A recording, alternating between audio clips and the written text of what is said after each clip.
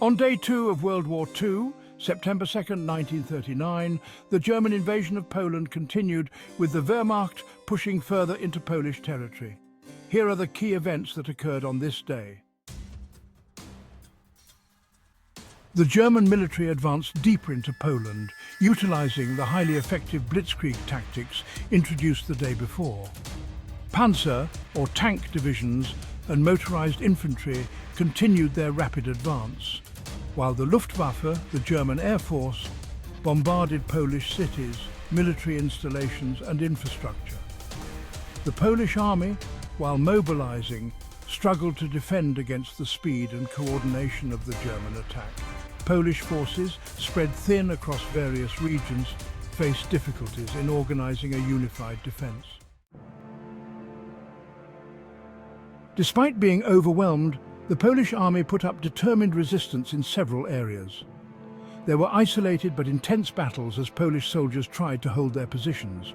Key strategic locations such as Westerplatte continued to resist the German advance. The Polish garrison at Westerplatte, despite being outgunned and outnumbered, held out for several days before surrendering on September 7, 1939. On this day, the world was still absorbing the shock of the German invasion. Although Britain and France had guaranteed Poland's security, they had not yet declared war on Germany.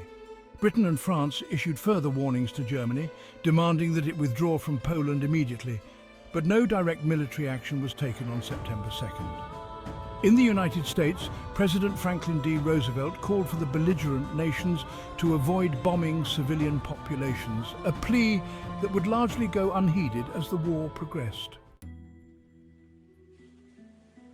Anticipating that Britain and France would soon declare war, Germany began fortifying its western borders, particularly along the Siegfried Line, also known as the West Wall. This was a series of defensive fortifications built to defend against a potential attack from France. Meanwhile, German propaganda, led by Joseph Goebbels, intensified its justification for the invasion, portraying it as a necessary defense against Polish aggression. Although Italy was allied with Germany under the Pact of Steel, the Italian dictator Benito Mussolini was not ready for full-scale war at this point. On September 2, 1939, Mussolini declared that Italy would remain non-belligerent. This meant that Italy would not immediately enter the conflict alongside Germany, though it was still nominally allied with the Nazis. Across Europe, there was a growing sense of tension and anticipation. While diplomatic efforts were still ongoing, the world was bracing for a much larger conflict, as many nations feared that the invasion of Poland would soon pull in other countries. Germany's invasion of Poland intensified, with further air raids and advances by the Wehrmacht into Polish territory. Poland continued its defense, though overwhelmed by the speed and force of the German Blitzkrieg. Britain and France issued diplomatic warnings to Germany, but had not yet declared war.